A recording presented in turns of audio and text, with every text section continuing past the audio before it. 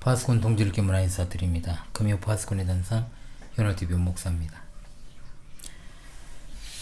지난주에 이어서 마태복음 7장 21절로 23절의 말씀을 계속해서 숙고하면서 지난주에는 그 마음 중심에 하나님 없이 교회에 다니는 자들에 대해서 성토하는 그런 어떤 시간이었다면, 이제 그 하나님이 중심이 되어 살아가는 삶이 어떻게 되는 것인가, 이걸 좀 살피고요.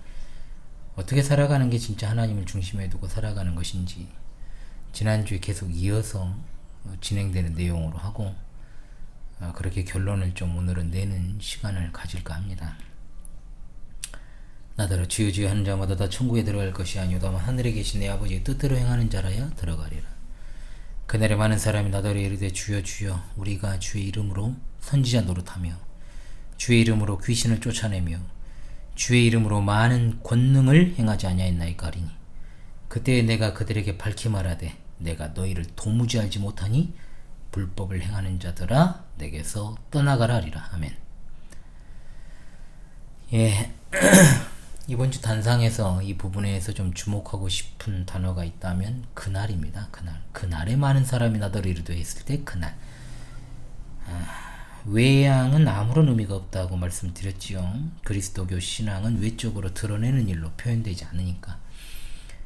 회심한 자가 하나님과 인격적인 관계 속에서 그분의 뜻과 말씀을 따르는 게 참된 신앙이라고 할 수 있습니다.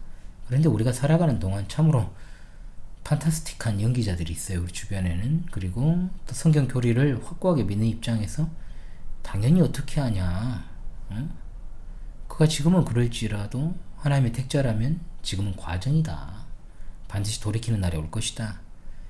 참으로 막연하지만 그래도 숨쉬고 있으니까 그걸 생각하면서 인내하고 기다리는 일들을 수행하죠. 저도 그렇게 하고 있고요.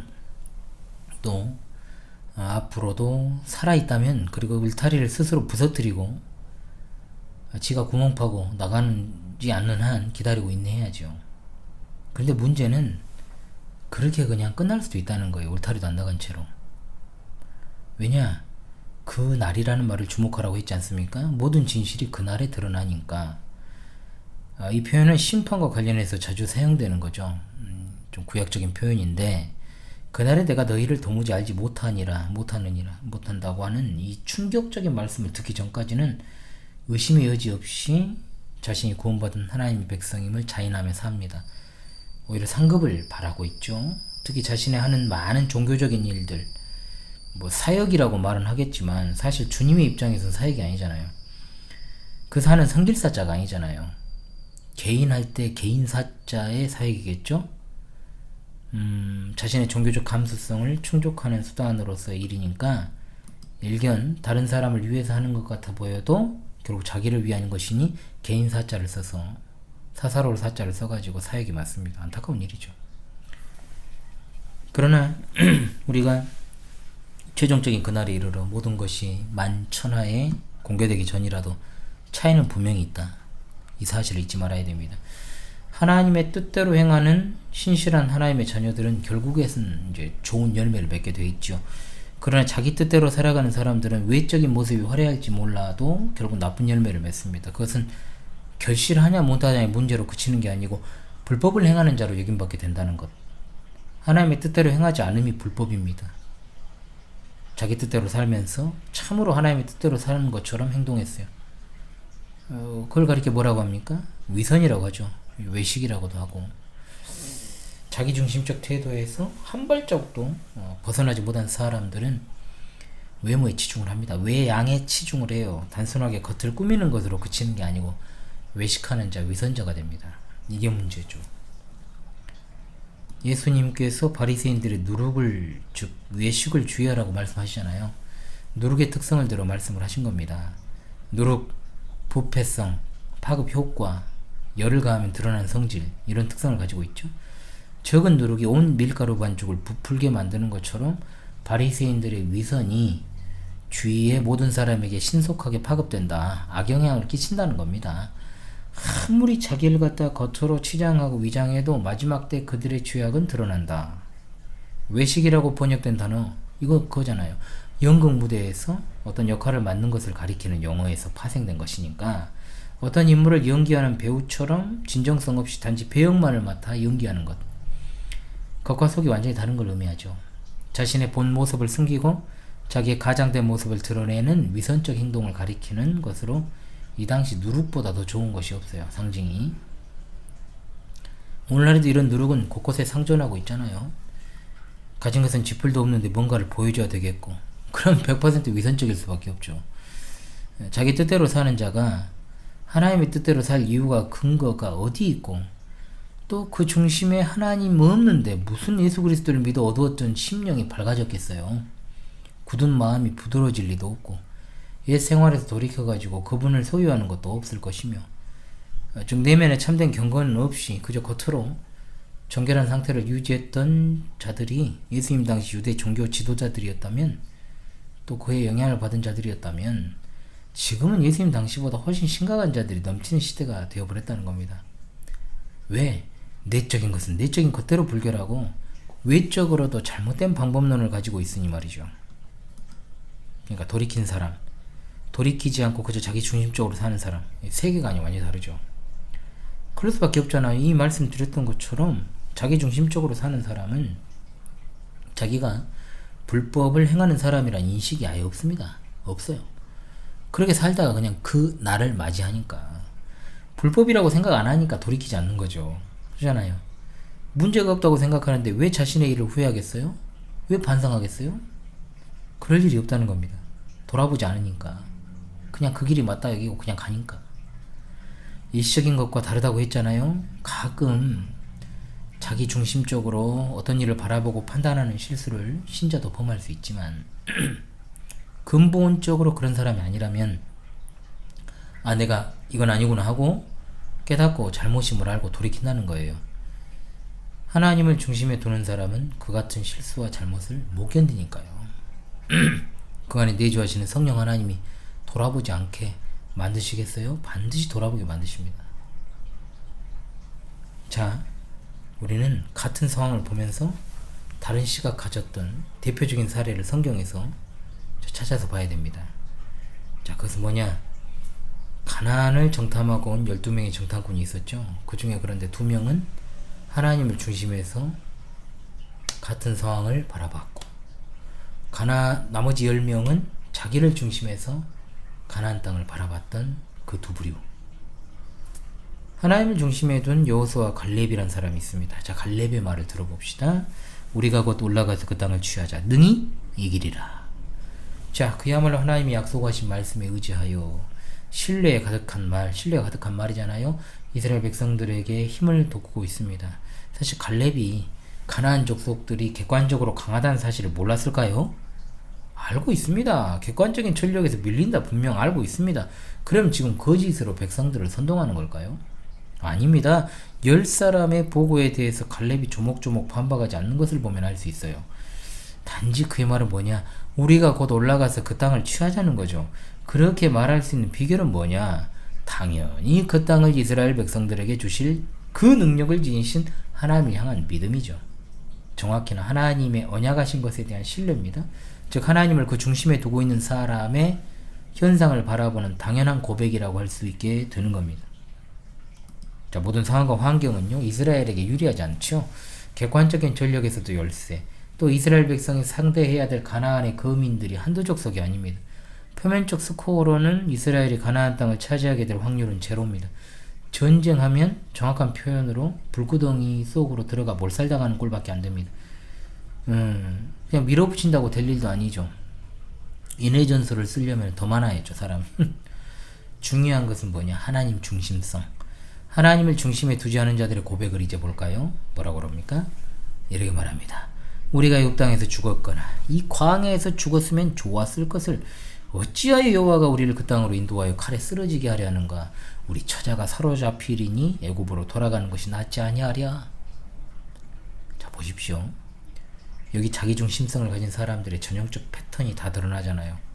뭐냐? 나와 나에게 속한 사람들이 아니만 걱정을 하고 있죠. 그리고 과거에 집착하고요. 그죠? 자꾸 과거 사진 올린 사람들 있죠? 가끔 추억 찾기가 아니에요. 정말 이상할 정도로 자주 하는 사람들. 과거로부터 지금까지 계속 자기중심적으로 삶이 그렇게 이어져 왔던 거예요. 그렇게 살아온 것을 그런 행동으로 나타내는 거예요. 그러니까 프사만 보더라도 이 사람이 어떤 사람인지가 보이잖아요. 그래서 현재적 신앙을 강조하며 그런 거 하지 말라고 해도요, 직접적으로 소용없어요. 어쩌겠어요. 그것이 사는 방식인데. 자꾸 하나님 중심으로 살아가게끔 독려하는 목사 말 듣기 싫죠. 정확히는 안 듣죠. 안 들리기도 하고. 사울과 다윗을 죄악의 무게로만 달면 여러분 누가 더 솔직히 말하면 더 추악한 죄를 저질렀어요? 다윗이잖아요. 객관적으로. 그런데 결론은 사울은 망했고 다윗 왕가는 건재하고, 그 이유 역시 하나님을 중심에 두느냐 지를 중심에 두느냐 문제였어요. 이건 결국 최종적 운명을 판가름하는 요소가 되니까 결국 다른 길로 행하게 되었고 결론도 달라졌던 거예요. 문제는 이제 보는 시각만 차이가 나는 게 아니고 행로를 도무지 변경하지 않는 것이 문제죠. 주님을 그렇게 외쳐도 주여 주여 외쳐도 주님이 가지 말라는 길을 가면서 주여를 외쳐요. 그 길이 뭔 길입니까? 지 뜻대로 가는 길이죠. 지멋대로 가는 길. 성령 하나님의 역사가 있는 하나님 중심의 삶을 사는 사람은 성령께서 인도하시는 대로 그 길을 갑니다. 지난 앞선 단상에서도 말씀을 드렸지 않습니까? 이제는 자기중심적으로 살아가는 것이 너무 익숙해서 자기도 끝까지 속아서 산다는 거예요. 의심하지 않는다는 겁니다. 여전히 주님의 이름을 부르고 예배하고 찬양하고 기도하고 경건에 속한 일들을 할 수 있어요. 그런데 문제는 그 안에 하나님이 안 계셔요. 지로 가득 차 있어요. 자기 자신으로 가득 차 있어요. 결정적일 때 티를 팍 내요. 보이죠? 절대로 못 숨겨요, 여러분. 이거는. 그래도 특별하게 문제가 안 발생하면 뭉개고 그냥 넘어갑니다. 몰라서 지적 안 하는 게 아니라 목사 입장에서 이야기한다면, 만약에 지적을 했을 때 그 인생 그대로 거기서 끝나버릴까봐 아예 예배의 자리, 말씀을 듣는 자리 박차고 울타리 부서뜨리고 그렇게 나가버릴까봐 끝장날까 싶어 놔둔 건데, 그럭저럭 위기를 스스로 모면했다 생각을 할 거예요. 뻔뻔하게 그 자리에 앉아서 마치 자신과는 상관없는 것처럼. 이런 걸 갖다 유체이탈 화법이라 그러죠. 왜? 자기 중심적이니까. 언제 그러냐는 듯이 딱 입씻고 있어요. 그냥 과거를 갖다가 부정해버리는 그런 모습들. 예레미야 선지자가 하나님의 참된 선지자로서 사역할 때 진짜로 얼마나 주변에 거짓 선지자들이 많았습니까? 참고를 했잖아요. 그들은 백성들에게 하나님의 입에서 나오는 말씀을 전하는 게 아니고 자기 마음으로 말미암은 것을 전했다. 이 거짓 선지자에 대한 정체성을 보여주잖아요, 여기서. 즉 하나님의 메시지도 지중심적으로 해석을 전했다는 거예요. 해석해서. 이것은 오늘날 이단 사이비, 그리고 약간 좀 이것들하고 비스무리하게 정통교단에서 교주적 목회하는 사람한테서도 잘 보이죠. 이런 모습들이. 밖에 나오면 하룻강아지인데 지집에서는 호랑이 같은 그런 목사들이 있어요, 사실. 그래서 아무리 친하다고 해도요, 그 사람을 다 안다고 생각하지 말고, 제가 그 말 했던 거예요, 과거에. 교회 추천해주지 마라. 목사하고 친하다고, 그 사람하고 친하다고 추천하지 마라. 예전부터 이야기했잖아요. 겪어보지 않으면 말하지 마라는 뜻이에요. 목사가 뭘 알겠어요. 자기 집에서 안방에서 호랑이들인데 다. 그잖아요. 밖에서 안방에서 어떤 일을 하고 있는지 어떻게 알아요.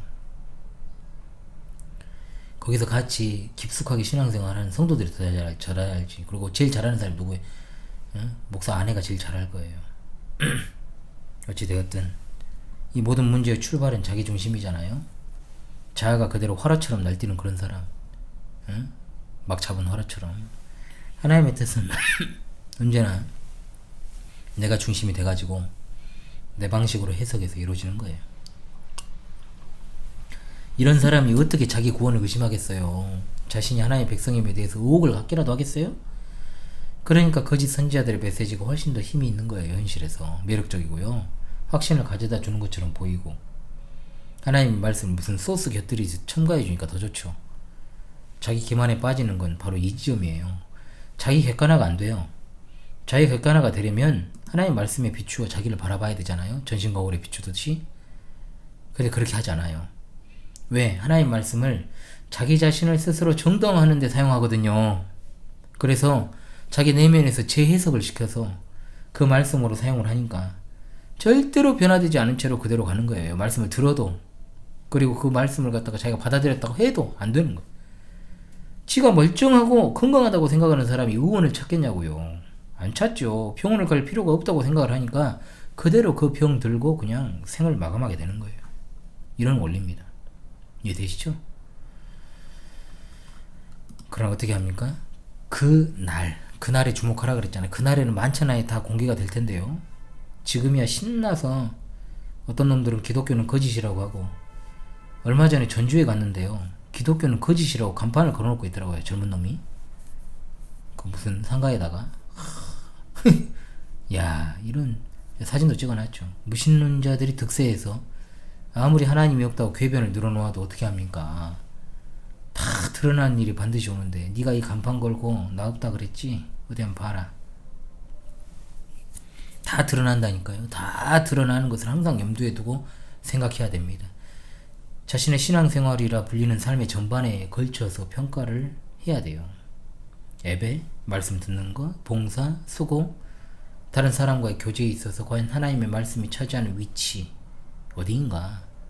나는 어떤 말을 듣게 되었을 때 하나님을 먼저 떠올리고 그 말씀을 떠올리고 그것이 과연 그 말씀에 비추어 옳은가 그른가, 또 그 길로 가야 하나 말아야 되나, 하나님은 이와 같은 상황에 대해서 어떻게 말씀하고 계실까, 성경적으로 나는 어떤 판단과 결정을 내려서 어떤 길로 가야 될까, 이걸 생각하는가, 아니면 내 기분이 어떠한가 지금.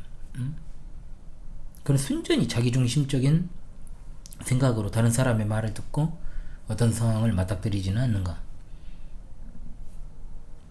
하나님의 말씀이 나는 긁히는가. 자, 이거 구분합시다. 하나님의 말씀이 나는 긁히는가 아니면 찔림받고 어찌할까 하는가. 자, 긁히는 것과 찔리는 건 다른 거예요. 긁히는 사람은 거부감이 오는 사람이에요. 찔리는 사람은 아파서 엎드립니다. 자, 우리는 분명히 이 표현을 구분해서 써야 됩니다. 나는 긁히는가, 찔림받고 어찌할까 하는가. 엎드리는 사람은 소망이 있습니다. 긁혀서 자존심에 스크래치 난 사람은 소망이 없어요. 하나님 말씀 앞에서 감히 자존심을, 그래서 갈 때까지 간 것이 말씀 듣는 자세가 변동해서 오는 거예요. 요거 지난주에 표현했잖아요. 하나님 말씀은 내 발의 등이요 내 길의 빛이니까 거짓된 짓거리, 망령된 행동, 그릇된 길로 지속해서 못 가요. 그런데 자기중심성으로 살아가는 사람 당당해요. 그 워킹이 굉장히 당당해요. 거침이 없어요. 그러면서 가던 길을 그대로 가니까. 여러분, 주님이 가룟 유다가 드는 앞에서 자기를 팔자가 있다라고 말씀하셨잖아요. 그런데 가룟 유다가 듣고 어떻게 했어요? 돌이키지 않았잖아요. 자기 그대로 그냥 그 길로 행해가지고 그 일을 실행했습니다. 못 들었다고요? 그런 거짓말이 어디 있습니까? 말씀드렸잖아요. 말씀을 재해석해서 듣는 일에 참으로 이런 자들은 지혜자들이다. 그러니까 어떻습니까? 다른 제자들은 이제 걱정이 돼가지고 나는 아니지요. 주님 내는 아니지요. 막 이러잖아요. 주님이 다 하시는 분이잖아요. 알고 있어요. 제자들도. 그러니까 걱정도 되고, 자기들은 주님을 팔 생각은 팔 생각을 안 하고 있습니다. 주여 저예요? 접니까? 막 하면서 물어요. 하나님이 중심이면 그런 반응이 나오는 게 당연하죠. 내가 혹시 그런 자 중에 하나가 아닐까? 모든 경건 생활과 다른 이들과의 관계 속에서 나는 여호수아와 갈렙인가 아니면 10명의 정탐꾼인가를 생각합시다. 어떤 시각으로 모든 것을 바라보는가? 하나님 중심으로 사는 사람은 비록 힘든 상황, 역경에 처해도 담대함이 있습니다. 확신이 있습니다. 자기 중심적으로 사는 사람 만사 그냥 원망과 불평이에요. 얼마 전에 어떤 분이 전화를 하셨어요. 제가 모르는 전화는 안 받거든요. 그래서 메시지든 메일이든 주셔서 신원을 정확히 밝히고 나면 제가 전화를 드리는 것이 이 채널 운영의 원칙이죠. 여러분 다 아시잖아요. 그래서 여러분도 제가 교제하는 거잖아요. 그런데 같은 번호로 3번이 울려요. 혹시 또 내가 뭐 받아야 될 전화인가 싶어서 받았어요. 왜냐면 그럴 일이 있었거든요. 그래서 받았는데 아니더라고요. 역시 어떤 성도님인데, 구체적으로 제가 그분이 어떤 분인지 뭐 사는 곳과 이름 정도 말씀하시는데, 제 최근 영상들을 좀 보셨나봐요. 그런 이야기도 안 하고 그냥 굉장히 슬픈 목소리로 저한테 하는 말씀이, 저는 거듭나지 못한 것 같습니다. 소망이 없네요. 저는 가망이 없는 것 같아요. 하면서 막 절망에 빠진 목소리로 이야기를 하는데, 저는 뭐 거의 철로 역정에 이제 그 멸망의 도시를 빠져나온 크리스천인 줄 알았어요. 저는 그 목소리로.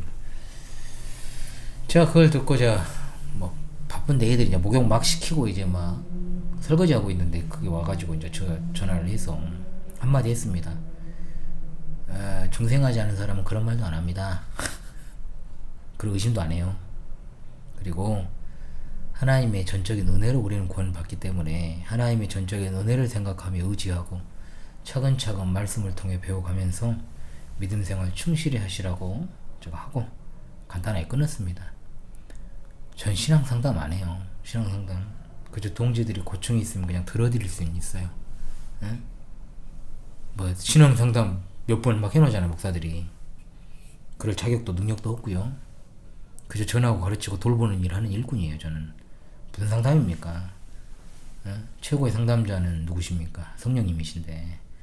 그래서 저와 교제하는 파수꾼 동지들은 그냥 털어놓을 때가 필요하면 그냥 털으라고 하는데 안 털어요.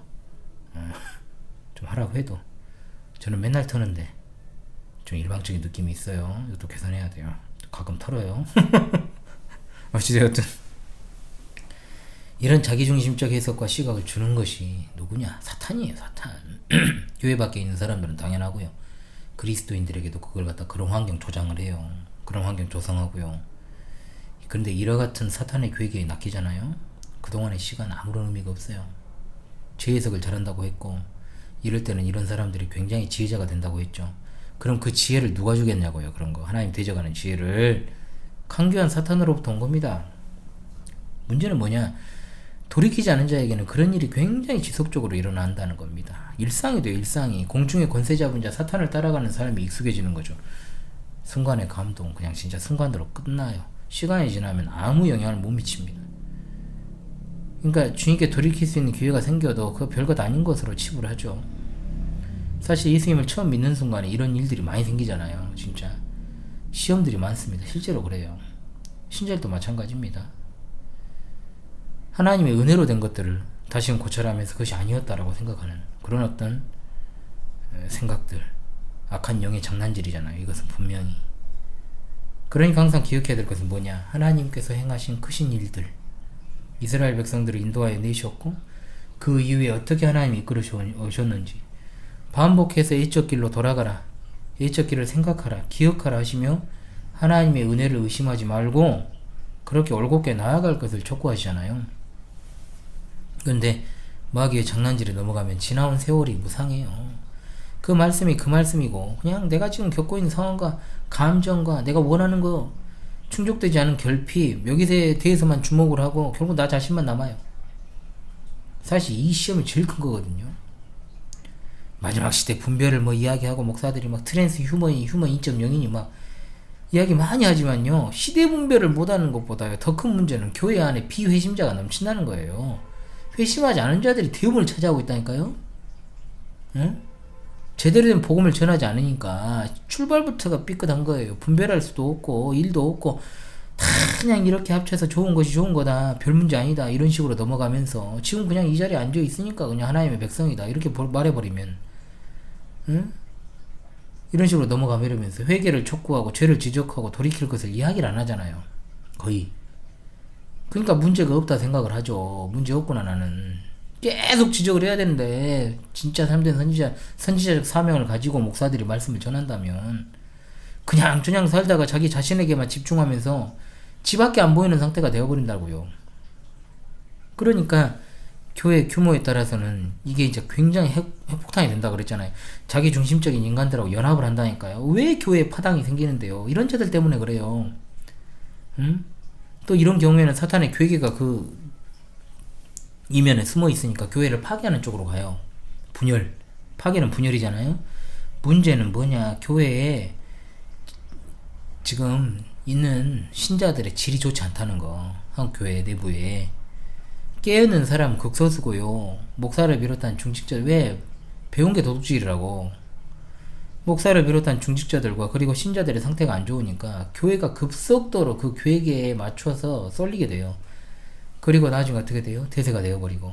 진짜 깨어있는 사람들은 오히려 교회를 도저히 참고 견딜 수 없는, 떠날 수밖에 없는 최악의 상황까지 벌어지는 거예요. 중심의 문제가 왜 중요한가 할 수 있죠.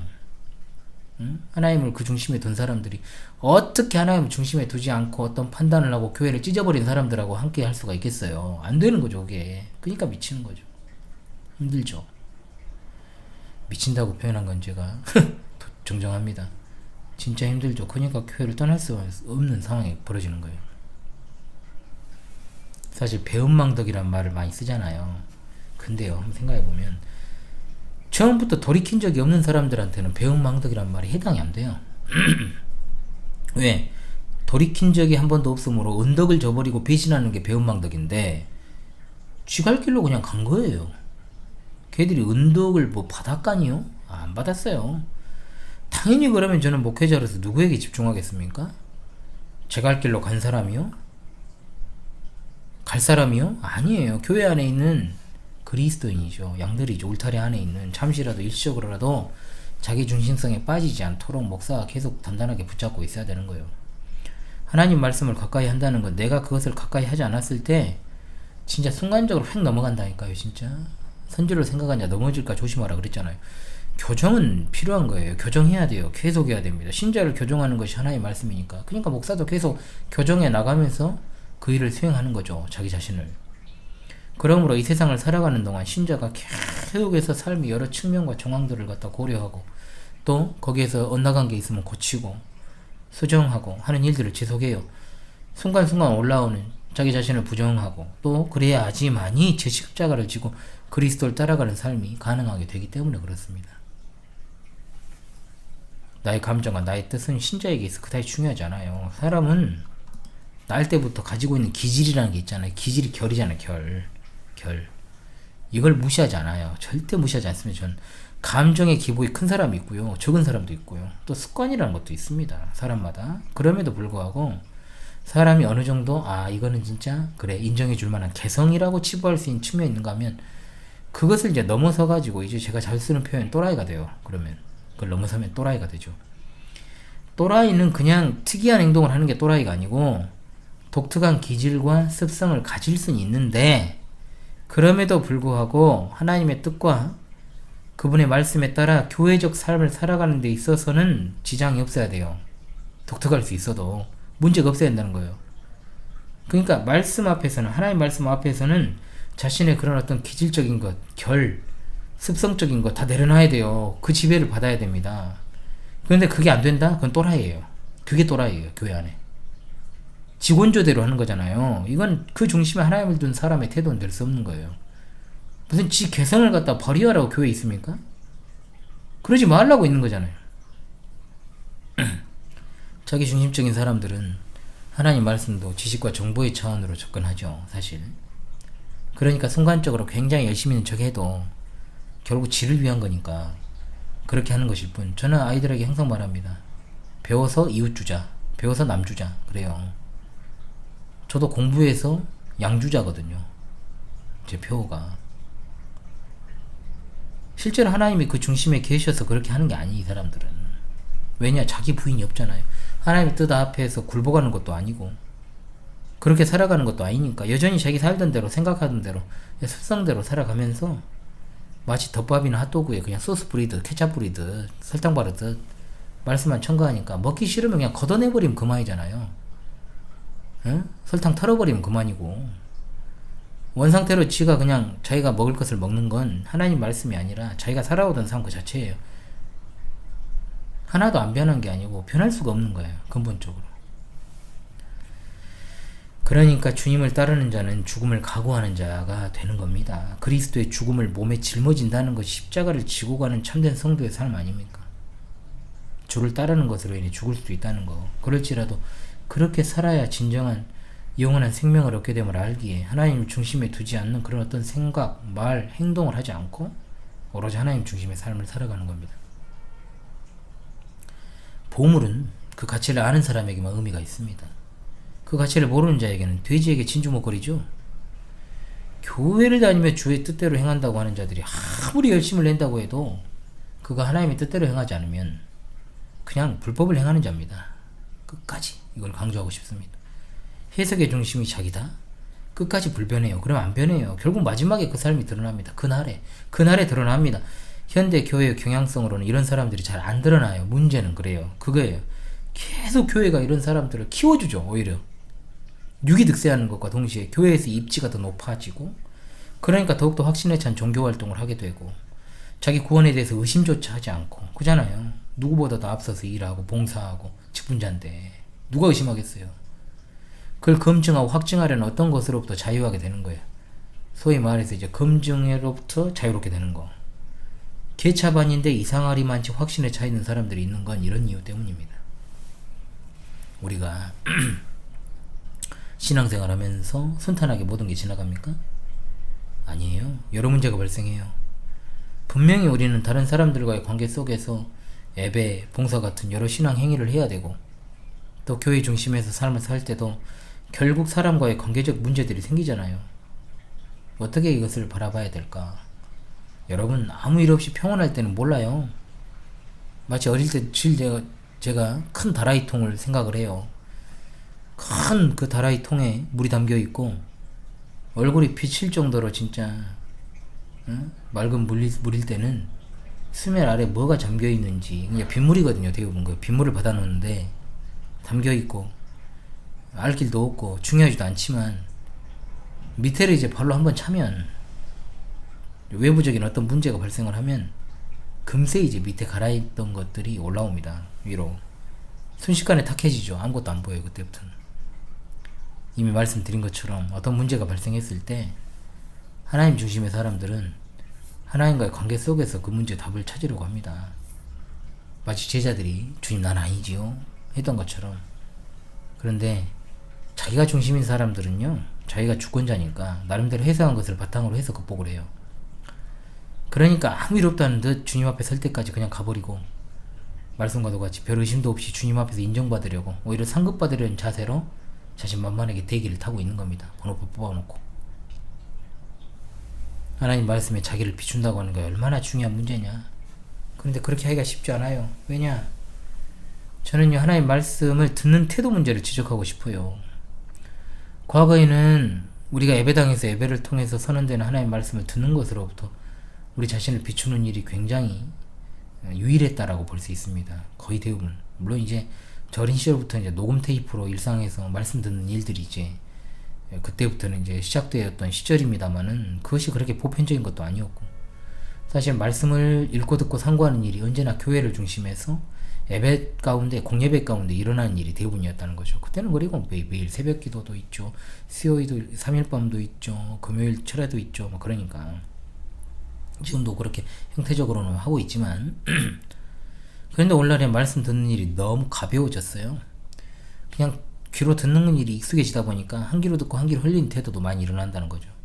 별 생각 없이도 들을 수도 있고, 그죠? 매우 중요시 여기는 태도가 많이 결여되어 있다는 거예요. 현대 지금 신자들의 모습 가운데. 듣기는 들어도 진짜 듣는 것이 되려면 거기에 비춰 자기를 바라봐야죠. 감각적으로 듣기만 하니까 자기를 안 비춰요. 그냥 지식이나 정보 습득으로 그치고, 조금 더 낫다고 해도 순간적인 성찰에 불과하고, 자기 삶에 필요한 방편으로서 어느 정도 그냥 역할을 하는 것으로 끝. 굉장히 실용주의적인 관점들도 생겨버렸다는 거죠. 말씀을 통해 역사하시는 성령님에 대해 자주 강조합니다만, 왜 이렇게 사람들은 두 부류로 나누어지고 또 그들이 가는 길도 두 갈래인가? 어떤 사람은 왜 자기 중심적으로 사는 길을 택하고 그 길로 가는가? 그리고 그것이 계속되면서 더 큰 확신을 얻어가고, 그렇게 사는 것이 온전히 정도인 것처럼 완전하게 생각하면서 더 강한 확신으로 그랬던 길로 가고, 또 한편으로 어떤 사람은 성령께서 자신의 말씀을 통해 그 뜻대로 가도록 계속해서 비춰주시고, 그 길을 가도록 인도하시고, 발 아래도 살펴주시고, 힘든 여정이고 좀 길은 협소하더라도 그 길을 끝까지 가는 사람. 둘 다 힘이 있지요. 그러나 결과는 확실히 갈리는 거예요. 현실에서는 오히려 자기 중심성 가지고 살아가는 사람이 더 파워풀해요. 그래 보여. 더 확신 있어 보이고요. 뭔가 개성 있고요. 눈에 띌 수도 있고요. 그런데 그건 착시입니다. 외적으로 드러나는 형태에 주목하지 말라는 이유가 이겁니다. 내면에 주목하십시오. 그러잖아요.